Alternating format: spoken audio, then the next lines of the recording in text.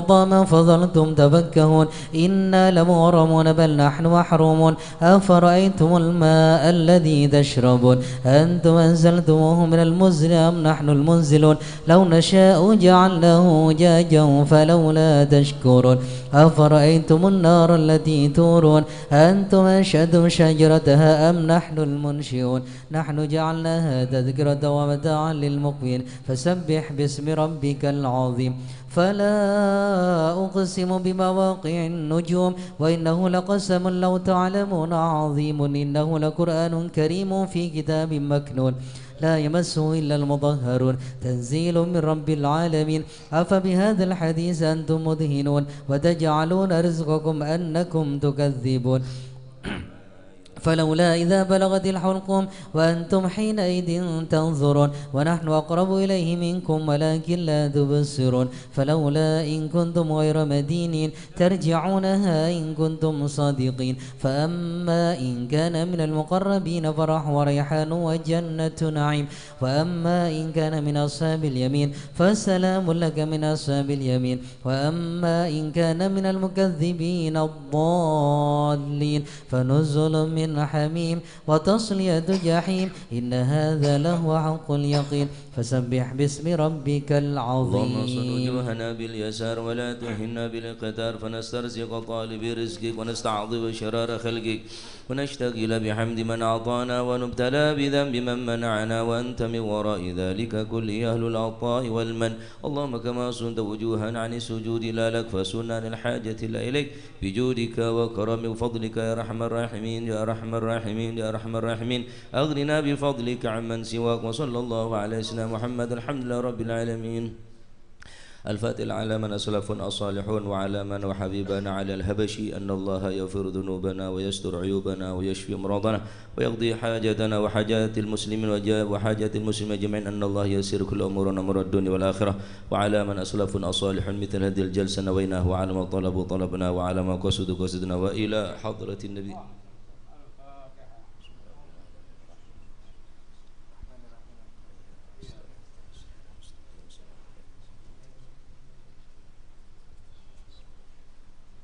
يا ربي صل على محمد أشرف بدر في الكون أشراق يا ربي صل على محمد يا ربي صل عليه وسلم صل على محمد أكرم داع يدعو إلى الحق يا ربي صل على محمد يا ربي صل عليه وسلم يا ربي صل على محمد المصطفى الصادق المصدق يا ربي صل على محمد يا ربي صل عليه وسلم صل على محمد أحل الورى منطقا وصدا يا ربي صل على محمد يا ربي صل عليه وسلم صل على محمد أفضل من بالتقى تحقق يا ربي صل على محمد يا ربي صل عليه وسلم صل على محمد من بالسخاء والوفاء تخلق يا ربي صل على محمد يا ربي صل عليه وسلم صل على محمد وجمع من الشمل ما تفرق يا ربي صل على محمد يا ربي صل عليه وسلم صل على محمد وصله وسهل ما قد تعوق يا ربي صل على محمد يا ربي صل عليه وسلم ربي صل على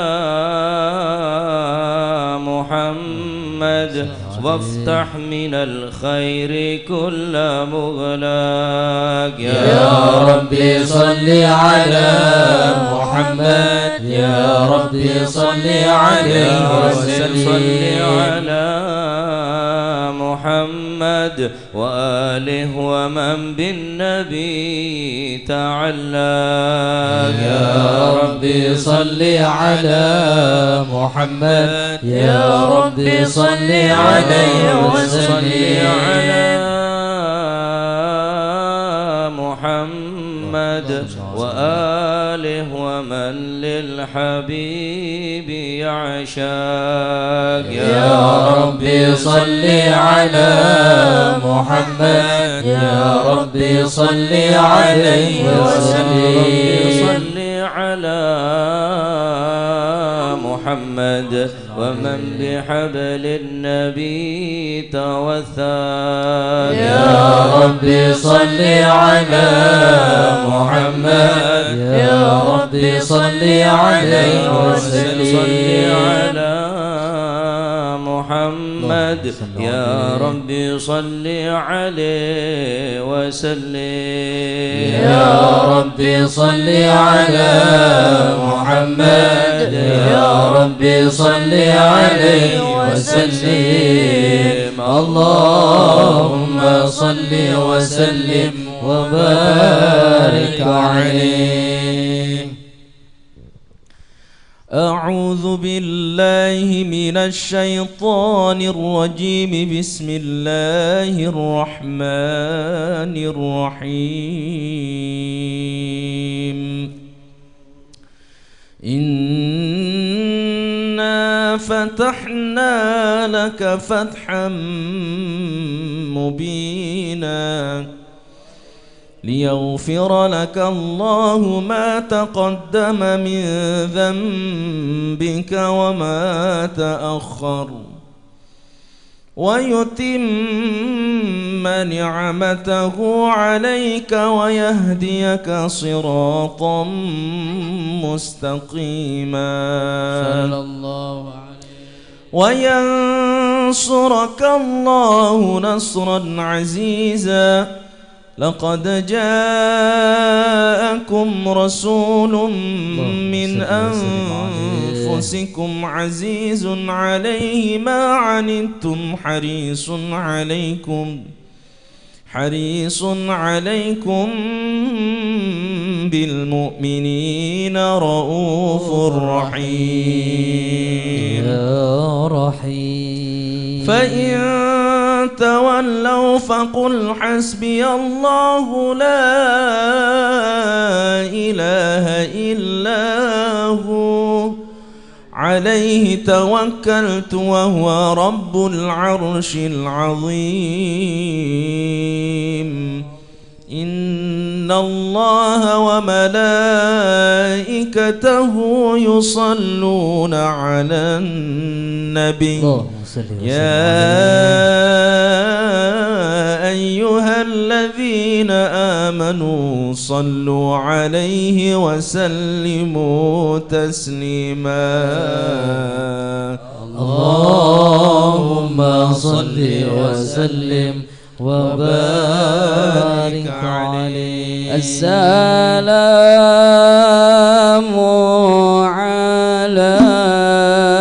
عليك زين الأنبياء السلام عليك السلام عليك زين الأنبياء السلام عليك السلام عليك أتقى الأتقياء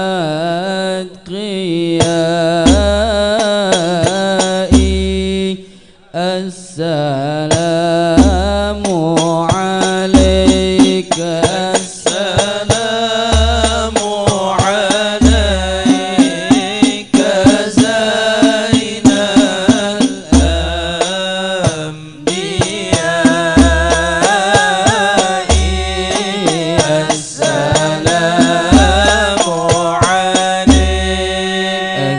السلام عليك أصفى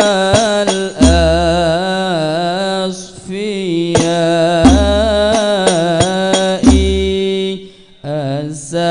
السلام عليك السلام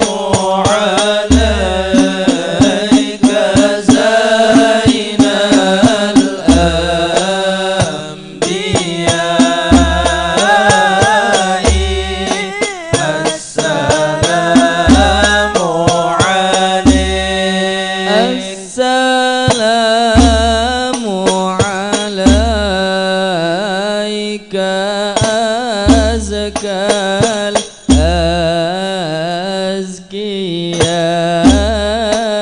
الأزكياء السلام عليك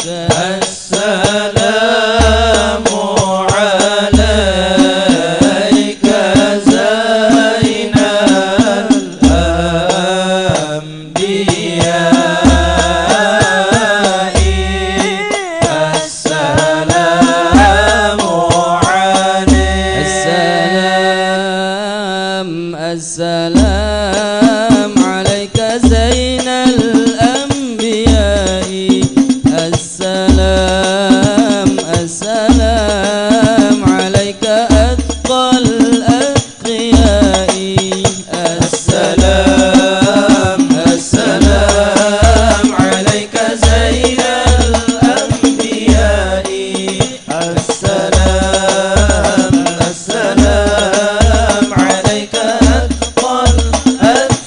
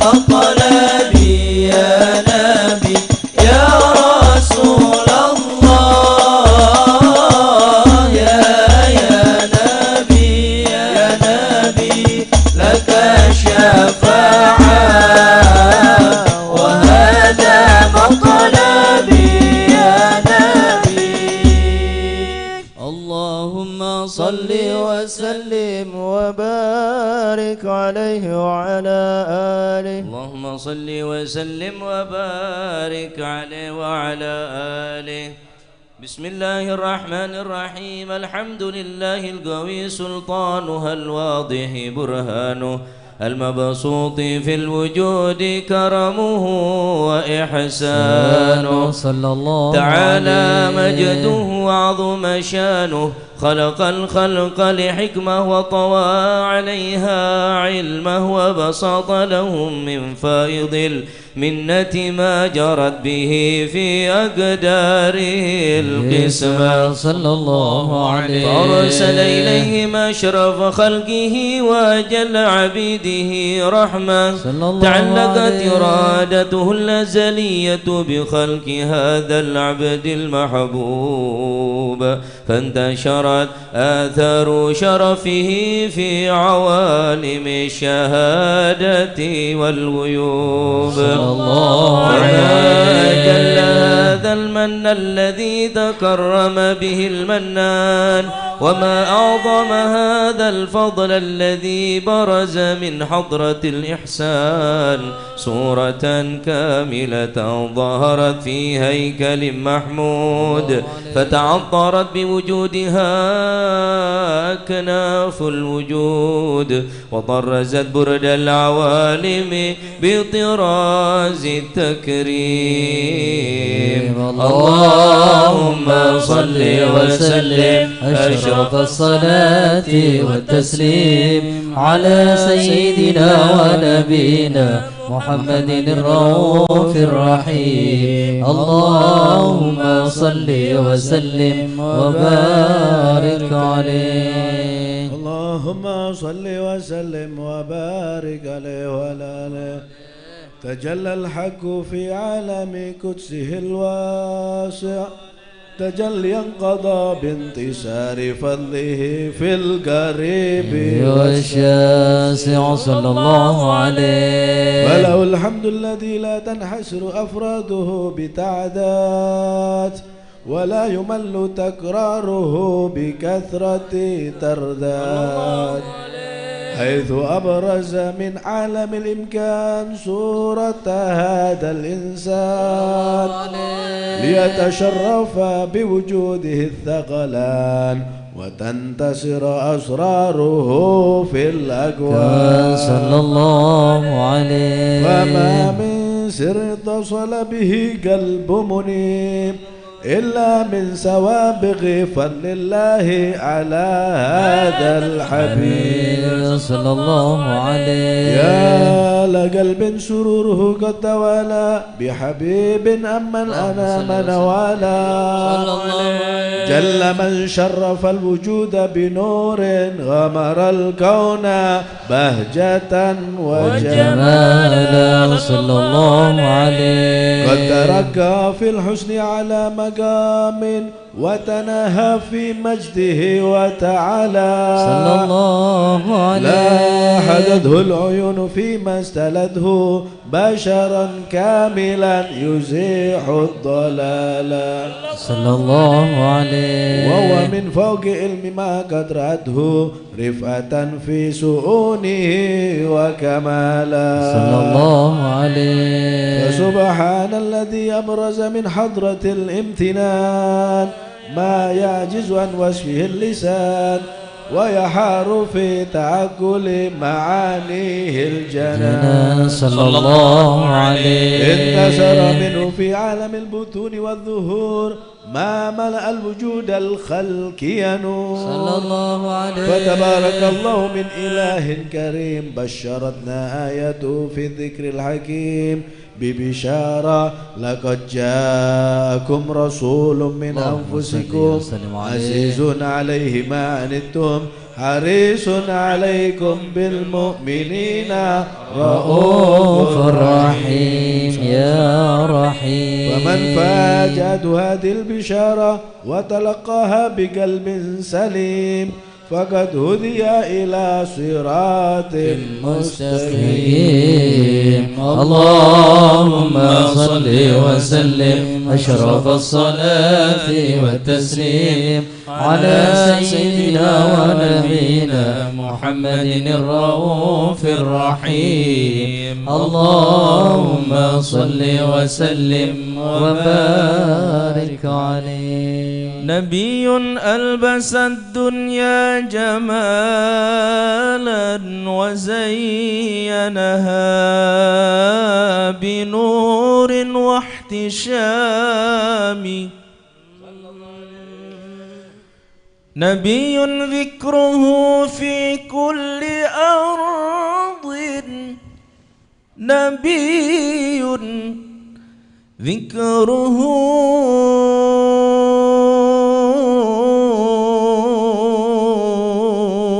في كل أرض، شفاء للصدور وللسقام.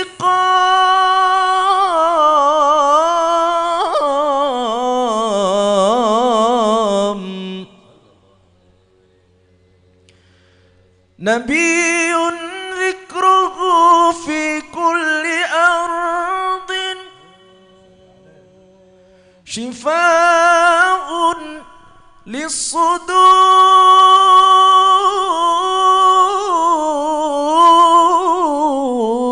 وللسقام. ملائكة السماء فرحت سرورا بمولد من تظلل بالغمام.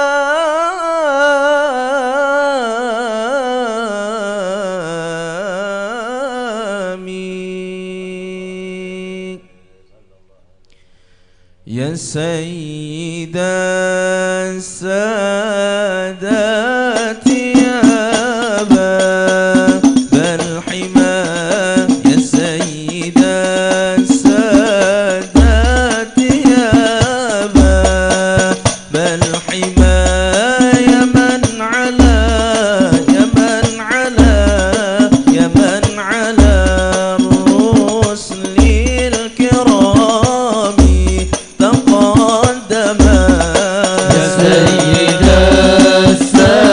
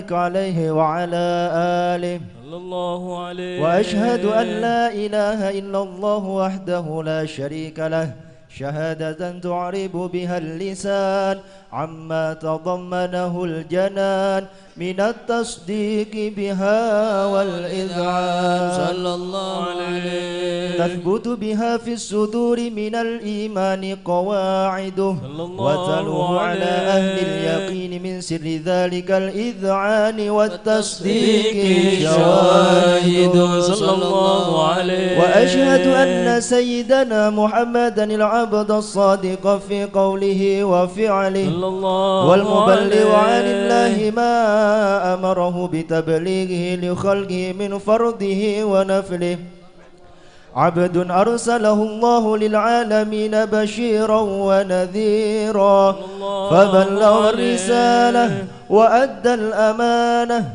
وهدى الله به من الأمة بشرا كثيرا فكان في ظلمة الجهل للمستبشرين سراجا وقمرا منيرا صلى الله عليه. فما أعظمها من منة تكرم الله بها على البشر وما أوسعها من نعمة انتشر سرها في البحر والبر.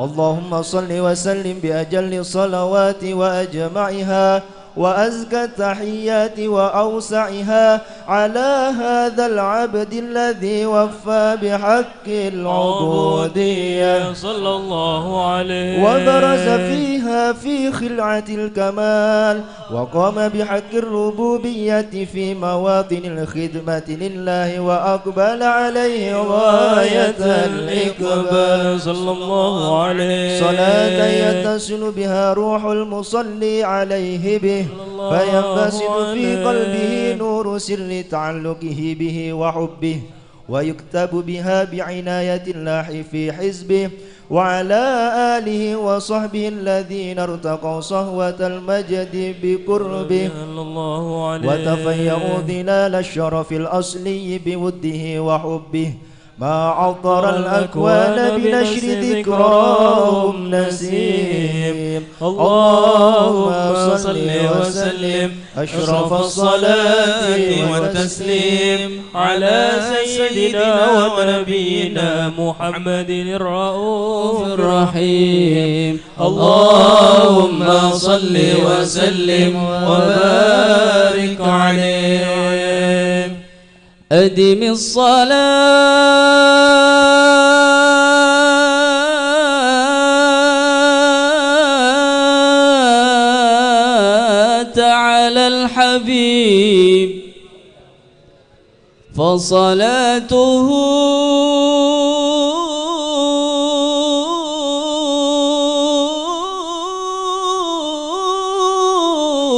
نور وطيب. الله صلى عليه. الله صلى عليه.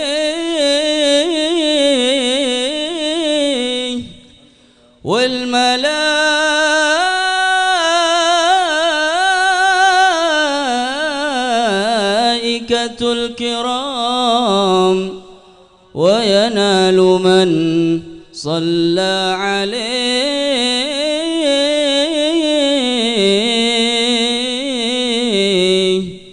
وينال من صلى عليه. وينال من صلى عليه الخير من رب مجيب.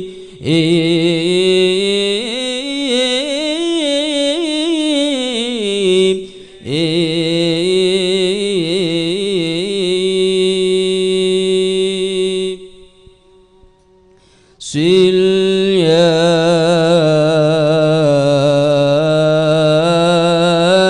يا نبي سل يا نبي كي أرى جمالك كي أرى جمالك اشفع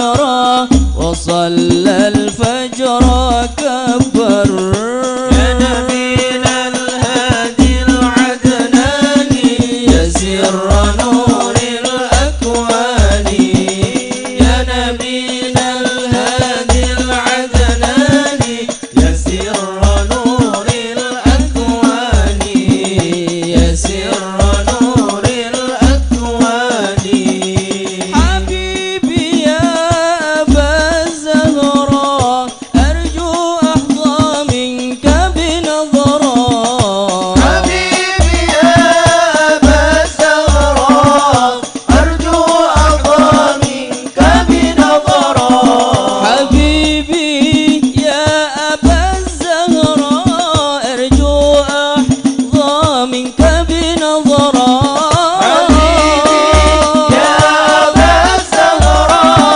أرجو أحظى منك بنظرة حبيبي يا أبا الزهراء أرجو أحظى منك بنظرة حبيبي يا أبا الزهراء أرجو أحظى منك بنظرة عسى أحظى بالبشرى أنال منك الأماني يا نبينا الهادي العدناني يا سر نور الأكوان يا نبينا الهادي العدناني يا سر نور الأكوان يا سر نور الأكوان اللهم صل وسلم وبارك عليه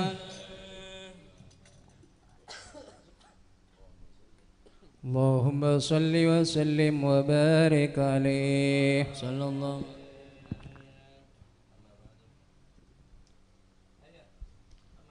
أما بعد فلما تعلقت إرادة الله في العلم القديم بظهور أسرار التخصيص البشر الكريم بالتقديم والتكريم صلى الله نفذت القدرة عليه الباهرة بالنعمة الواسعة والمنة الغامرة فانفلقت بين التصوير في العالم المطلق الكبير عن جمال مشحوذ بالعين حاول لوصف الكمال المطلق والحسن التام والزين صلى الله عليه وكذلك ذلك الجمال الميمون في الأصلاب الكريمة والبطون فما من صلب ضمه إلا وتمت عليه من الله النعم صلى الله وهو القمر عليه التام الذي يتنقل في بروده ليتشرف بموضع استقراره وموضع خروجه وقد قد الأقدار الأزلية ما قضت وأدخرت من سر هذا النور ما أدخرت وخصصت به من خصصت صلى الله كان عليه مستقره في الأصلاب الفاخرة والأرحام الشريفة الطاهرة حتى برز في عالم الشهادة بشرا لا كالبشر صلى الله عليه نورا حير الأفكار ظهوره وبهر فتعلقت همة الراكم لهذه الحروف بأن يركم في هذا القرطاس ما هو لديه من عجائب ذلك النور معروف وإن كان لا تفي بعشر من شر أوصاف ذلك الموصوف صلى الله تشويقا عليه للسامعين من خواص المؤمنين وترويحا للمتعلقين بهذا النور المبين صلى الله وإلا عليه فلا تعرب الأكلام عن شؤون خير الأنام صلى الله ولكن عليه هزني إلى تدوين ما خفته من سر أشرف المخلوقين وما أكرم الله به في مولده من الفضل الذي عم العالمين صلى الله عليه وذكرنا في الكون منشورة على مر الأيام والشهور والسنين داعي التعلق بحاضر الحضرة الكريمة ولائج التشوق إلى السماع أوصافها العظيمة، ولعل الله ينفع به المتكلم والسامع فيدخلان في شفاعة هذا النبي الشافع ويتروحان بروح ذلك النعيم. اللهم صل وسلم أشرف الصلاة والتسليم على سيدنا ونبينا محمد الرؤوف الرحيم. اللهم صل وسلم وبارك عليه. اللهم صل وسلم وبارك عليه وعلى آله. وقد آن للقلم أن يخط ما حركت فيه الأنامل مما اشتفته الفهم من صفات هذا العبد المحبوب الكامل صلى الله عليه والشمائل التي هي أحسن الشمائل، وأولى حسن أن نثبت ما بلغ إلينا في شأن هذا الحبيب من أخبار وآثار صلى الله عليه ليتشرف بكتابة القلم والقرطاس وتتنزه في حدائق الأسماع والأبصار صلى الله عليه. وقد بلغنا في الأحاديث المشهورة أن أول شيء خلقه الله والنور المذع في هذه الصورة صلى الله عليه. فنور هذا الحبيب أول مخلوق برز في العالم، ومنه تفرع الوجود خلقا بعد خلق فيما حدث وما تقادم صلى الله عليه. وقد أخرج عبد الرزاق بسنده عن جابر بن عبد الله الأنصاري رضي الله عنهما قال وأنه قال رسول الله صلى الله عليه وسلم كنت أول النبيين في الخلق وآخرهم في البعث صلى الله عليه. وقد تعددت الرواية بأنه أول الخلق وجودا وأشرفهم مولودا صلى الله عليه. ولما كانت السعادة الأبدية لها ملاحظة خفية اختصت من شاءت من البرية بكمال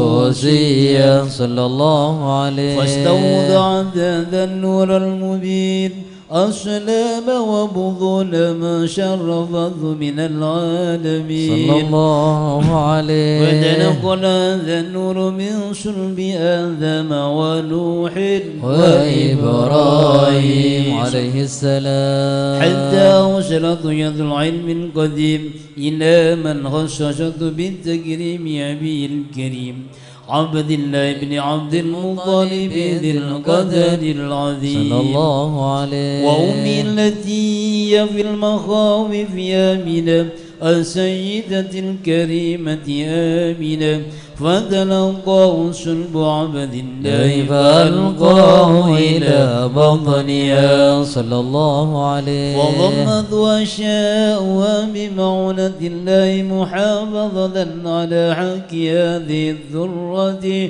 وسعودها صلى الله فحملته عليه. برعاية الله كما ورد عنها حملا خفيفا لا تجد له ثقلا صلى الله عليه. ولا تشكو منه ألم ولا عللا حتى مر الشهر بعد الشهر من حمله وغرب وقت برجه إلى عالم الشهادة لتنبسط على أهل هذا العالم فيوضات فضله وتنتشر في آثار مجده الصميم. اللهم صل وسلم أشرف الصلاة والتسليم على سيدنا ونبينا محمد الرؤوف الرحيم. اللهم صل وسلم وبارك عليه.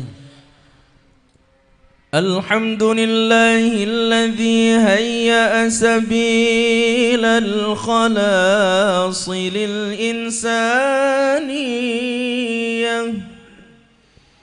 بدعوة سيدنا محمد المنقذة من الأصنام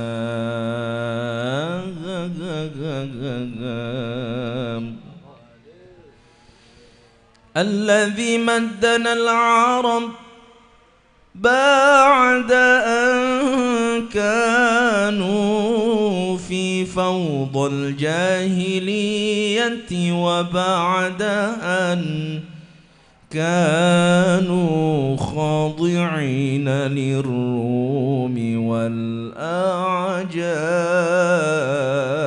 والأعجام وكان صلى الله عليه وسلم مدرسة للعباقرة أخرجت بناة الحضارة الأخلاقية أمثال أبي بكر وعمر وعثمان وعلي والصحابة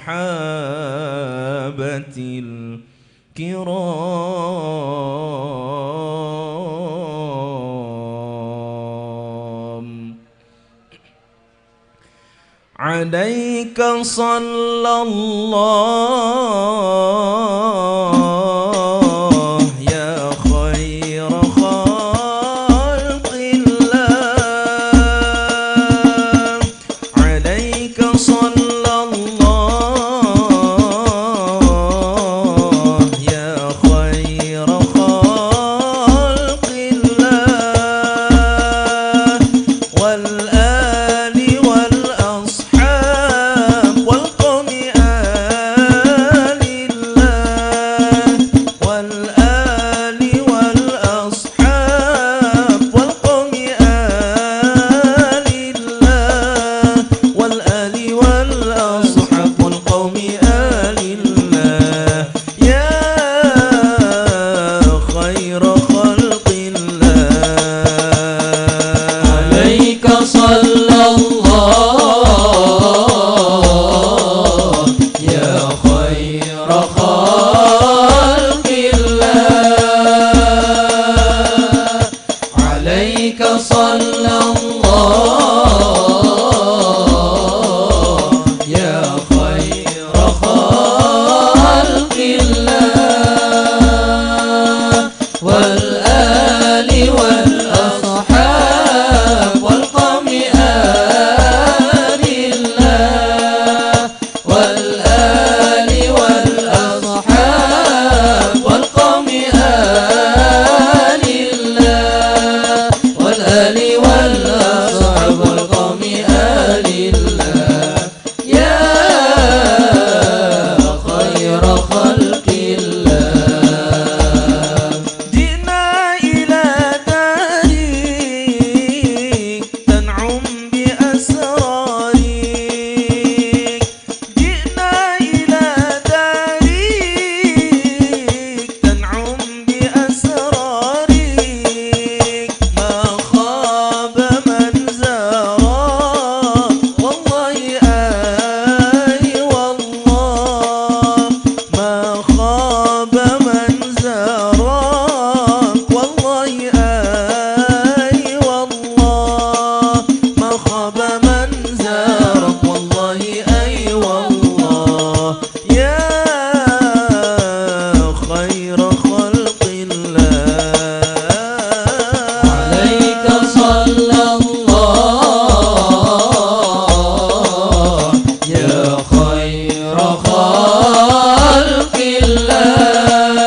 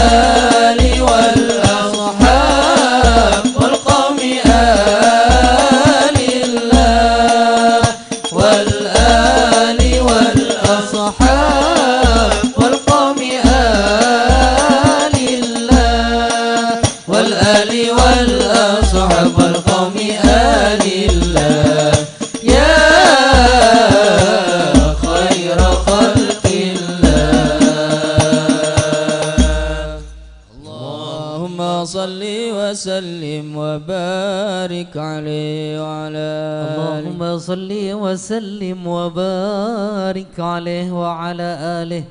فحين قرب عوان وطئ هذا الحبيب علنت السماوات والأرض ومن فيهن بالترحيب، وأمطار الجود الإلهي على أهل الوجود تسج، وألسنة الملائكة بالتبشير للعالمين تعج. سبحان الله والحمد لله ولا إله إلا الله والله أكبر. سبحان الله والحمد لله ولا إله إلا الله والله أكبر. سبحان الله والحمد لله ولا إله إلا الله والله أكبر. والقدرة كشفت قناع هذا المستور ليبرز نوره كاملا في عالم الظهور، نورا فاق كل نور. وانبت الحق حكم على من أتم الله عليه النعمة من خواص الأمة، ينظر عند وضعه أمة تأنيسا لجنابها المسعود ومشاركة لها في هذا السماط الممدود. فحضرت بتوفيق الله سيدة مريم والسيدة آسيا ومعهما من الحور العين من قسم الله له من الشرف بالقسمة الوافية. فأتى الوقت الذي رتب الله على حضوره وجود هذا المولود، فانفلق سبل الكمال من النور عن عمود، وبرز الحامد المحمود مذعنا لله بالتعظيم والسجود. صلى الله على محمد صلى الله عليه وسلم. صلى الله على محمد صلى الله عليه وسلم. اللهم صل على محمد ومولانا محمد. Berkhusyuk, pemantap, pekerong ke Rasulullah. أشرق الكون ابتهاجا بوجود المصطفى أحمد، ولأهل الكون أنس وسرور قد تجدد.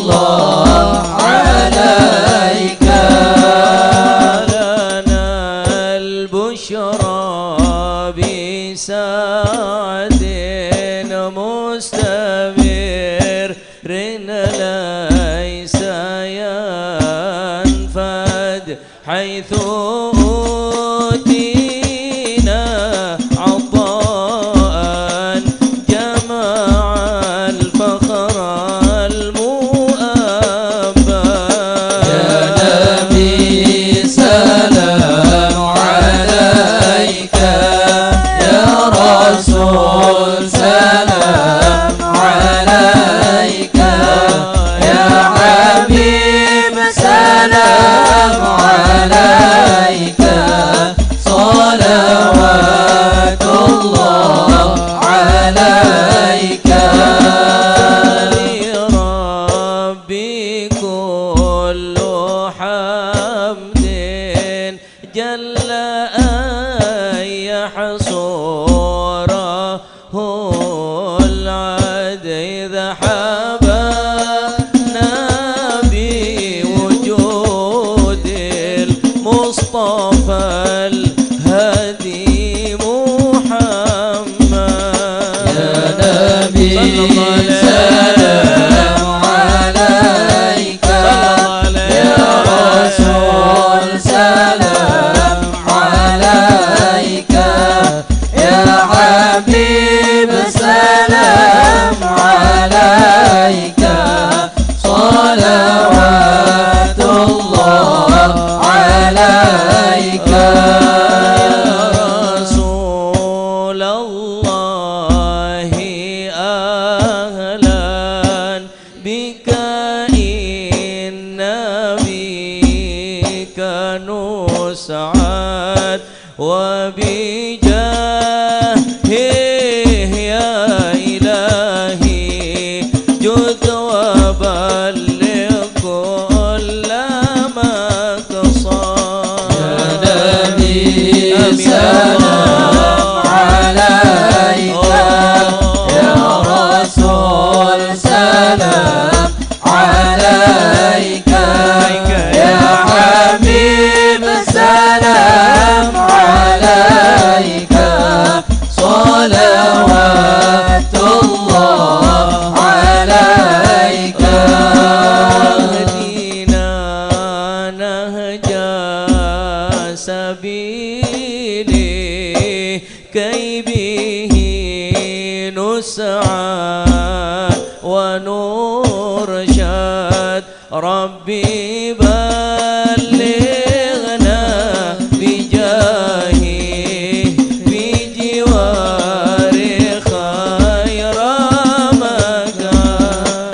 يا نبي سلام عليك، يا رسول سلام عليك، يا حبيب سلام عليك، صلوات الله عليك.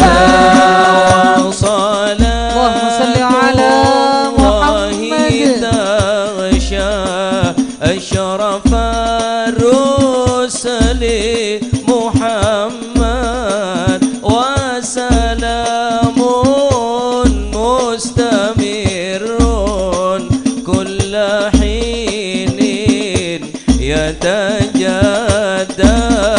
طلع البدر علينا من ثنيات الوداع، وجب الشكر علينا ما دعا لله طلع البدر علينا من ثنيات الوداع، وجب شكر علينا ما دعا لله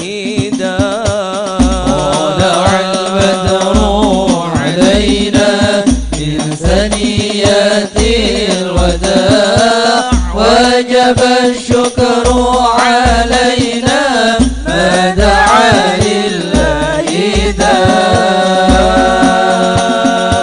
مرحبا يا مرحبا يا نوره. مرحبا جد الحسيني، مرحبا مرحبا. مرحبا يا مرحبا يا نور العين، مرحبا جد الحسيني، مرحبا مرحبا. وكريم الأرواح منا، وكريم الأرواح منا بلقاء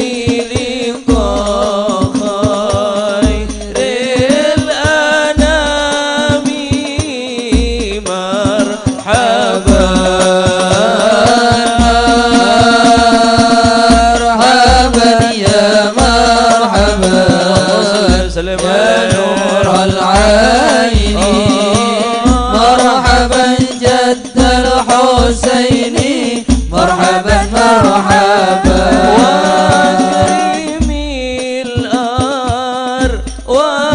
وحمينا وكريم وحمينا بلقاء خير الأنام مرحبا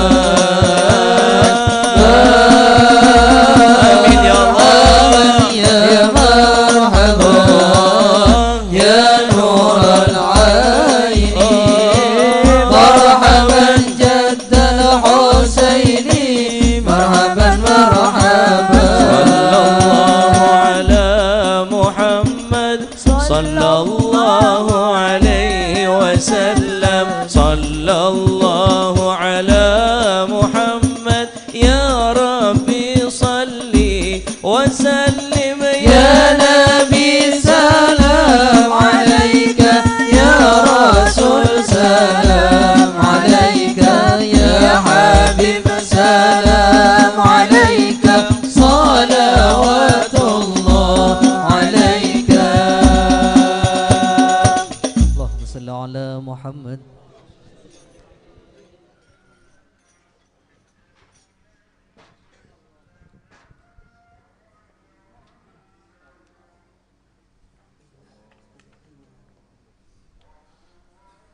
Qala radhiyallahu anhu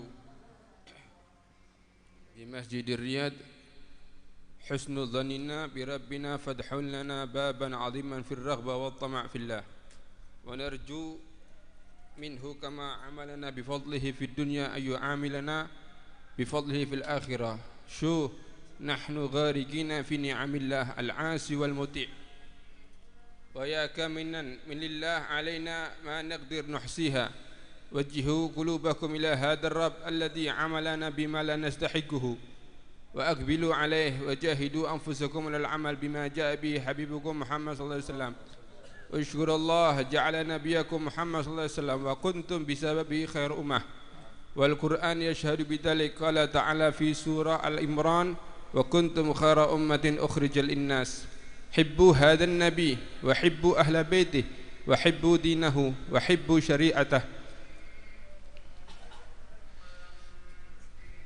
Al-Habib Ali bin Muhammad Al-Habsyi beliau mengatakan husnudzan kita kepada Allah itu membuka pintu yang agung, pintu rahmatnya Allah subhanahu wa ta'ala.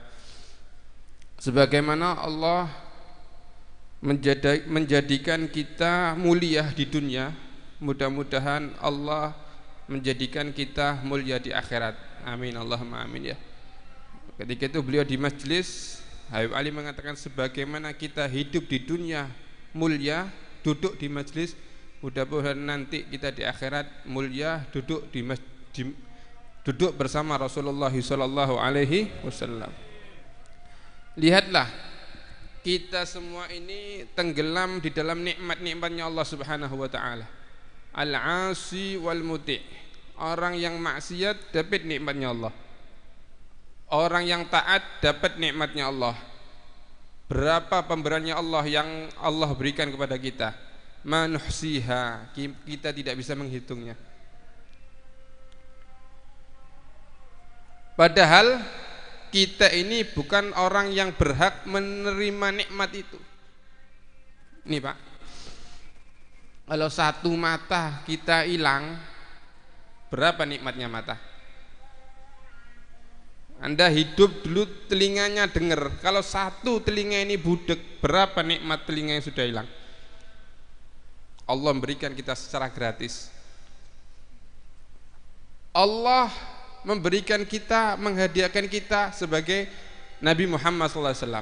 Allah mengirimkan Nabi Muhammad SAW, dan kita adalah umat yang paling mulia sebab Rasulullah SAW. Hibbu hadan Nabi, cintailah Nabi ini, cintailah keluarga Nabi, cintailah agamanya Nabi, cintailah syariatnya Nabi. Sesungguhnya ma yujalli qarbakum yaumal qiyamah illa ibnu Aminah. Nanti di hari kiamat tidak ada yang bisa menolong kita kecuali anaknya Siti Aminah, yaitu Nabi Muhammad sallallahu alaihi wasallam. Tadi qiyamnya wakrimil arwaha minna biliga khairil alami. Ya Allah, muliakan ruh-ruh kami dengan bertemu Rasulullah sallallahu alaihi wasallam. Amin Allahumma amin. Mudah-mudahan ya duduknya kita karena kita cinta bersama Nabi, karena kita rindu bersama Nabi. Mudah-mudahan nanti sebelum kita diambil nyawa kita, kita mendapatkan ruh yang mulia, yaitu bersama Rasulullah sallallahu alaihi wasallam. Hadirin, ketika jenazah ini mau dibawa, jika kita orang yang soleh, maka kita akan mengatakan asri'u ila rahman ghaira ghadban. Cepat enterno aku ila rahman ghaira ghadban. Enterno aku kuburan, cepat menuju kepada Allah yang tidak pernah murka. Jika kita orang yang soleh. Tapi jika kita orang yang toleh, kita bukan orang yang baik, kita orang yang su'ul khotimah, ketika diangkat jenazah kita akan mengucapkan ya wailakum aina tadhabu nabi. Celaka kalian, mau dibawa kemana aku ini? Saya masih punya anak, saya masih mau hidup di dunia, saya baru bangun rumah, saya baru punya mobil, saya punya anak yang saya cintai, saya punya istri yang saya cintai, saya punya suami yang saya cintai. Mau dibawa kemana saya ini? Jangan sampai kita menjadi orang yang meninggal dalam keadaan su'ul khatimah. Mudah-mudahan husnul khatimah, amin Allahumma amin. Sebelum wafat, mudah-mudahan kita termasuk orang yang ditalkin bersama Rasulullah SAW. Amin Allahumma amin. Mudah-mudahan ini adalah syahid, bukti bahwa kita termasuk orang yang rindu kepada Rasulullah SAW. Mudah-mudahan kita termasuk orang-orang yang wafat dalam husnul khatimah, ditalkin bersama Rasulullah SAW. Akhir kalam kita mengucapkan la ilaha illallah Muhammadur Rasulullah SAW. Mudah-mudahan sebelum kita wafat, anak-anak kita menjadi anak-anak yang solihin, solihat, qurrata ain li habibi Muhammad SAW. Sebagaimana Allah kumpulkan kita di dunia, mudah-mudahan nanti di akhirat kita dikumpulkan bersama keluarga kita, bersama anak kita, bersama istri kita, bersama orang tua kita. Lebih-lebih kita termasuk fili wa khairil bariyah, di dalam barisan Rasulullah sallallahu alaihi wasallam. Amin Allahumma amin. Rabbana anfa'na bi barakatihim wahdil husna bi hurmatihim wa amitna fi tariqatihim wa mu'afatin min fitani. Hada minni wa assalamu alaikum warahmatullahi taala wabarakatuh.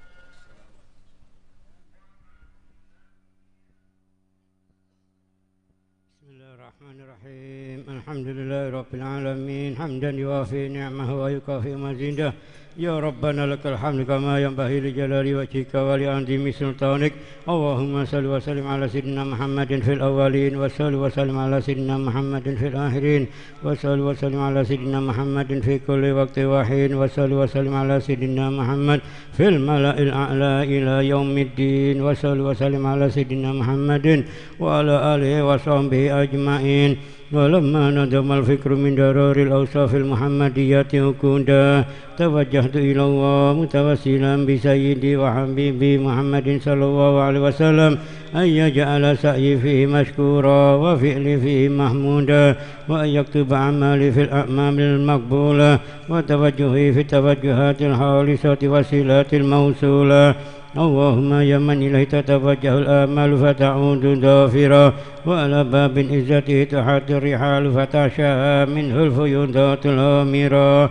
نتوجه إليك بأشرف الوسائل لديك سيد المرسلين عبدك الصادق الأمين سيدنا محمد الذي أمت رسالته العالمين. أن تصلي وتسلم على تلك الذات الكاملة مستودع أمانتك وحفيظ سرك وحامل راية دعوتك الشاملة الآب الأكبر المحبوب لك والمحاصص بشرف الأفهار في كل موطن مواطن القرب ومدهر قاسم إمدادك في إمبادك وساكي كؤوس إرشادك لأهل ودادك سيد الكونين وأشرف الثقلين العبد المحبوب الخالص المحسوس منك بأجل الخصائص اللهم صل وسلم عليه وعلى آله وأصحابه وأهل حضرة اقترابه من أحبابه اللهم إنا نقدم إليك جاه هذا النبي الكريم وتوسل إليك بشرف مقامه العظيم أن تلاحظنا في حركاتنا وسكناتنا بعين عنايتك وأن تحفظنا في جميع أدوارنا وتكلماتنا بجميل رعايتك وحسين وقايتك وأن تبلغنا من شرف القرب إليك وإلى هذا الحبيب غاية آمالنا وتتقبل منا ما تحركنا فيه من نياتنا وأعمالنا وتجعلنا في حضرة هذا الحبيب من الحاضرين وفي طرائق اتباعه من السالكين ولحقك وحقه من المؤدين ولأهلك من الحافظين اللهم إن لنا أدماء في رحمتك الخاصة فلا تحرمنا وجنونا جميلة هي وسيلتنا إليك فلا تعيبنا آمنا بك وبرسولك وما جاء به من الدين وتوجهنا به إليك مستشفئين أن تقابل المذنب منا بالغفران والمسيء بالإحسان والسائل بما سأل والمؤمل بما أمل وأن تجعلنا ممن نصر هذا الحبيب ووازره وواله وظهره وأم ببركته وشرف وجهته أولادنا ووالدنا وأهل قدرنا ووالدينا وجميع المسلمين والمسلمات والمؤمنين والمؤمنات في جميع الجهات وأدم راية الدين القويم في جميع الأقطار منشورة ومعالم الإسلام والإيمان بأهلها مأمورة مأنا واكشف اللهم كربة المكروبين واقض دين المدينين واغفر للمذنبين وتقبل توبة التائبين وانشر رحمتك على عبادك المؤمنين أجمعين واكفي شر المعتدين والظالمين وابسط الأدل بولاة الحق في جميع النواحي والأقطار وأيدهم بتأييد من عندك ونصر على المؤاندين من المنافقين والكفار وجعلنا يا رب في الحسن الحسين من جميع البلايا وجعلنا يا رب في الحسن الحسين من جميع البلايا وفي الحرز المكين من الذنوب والخطايا وأدمنا في الأمل بطاعتك والصدق في خدمتك قائمين وإذا توفيتنا فتوفنا مسلمين مؤمنين واختم لنا منك بخير أجمعين وصل وسلم على هذا الحبيب المحبوب للأجزاء والأرواح والقلوب وعلى آله وصحبه ومن إليه منسوب وآخر دعوانا أن الحمد لله رب العالمين بفضلك سبحانك ربك رب العزة عما يصفون وسلام على المرسلين والحمد لله رب العالمين. بسم الفاتحة.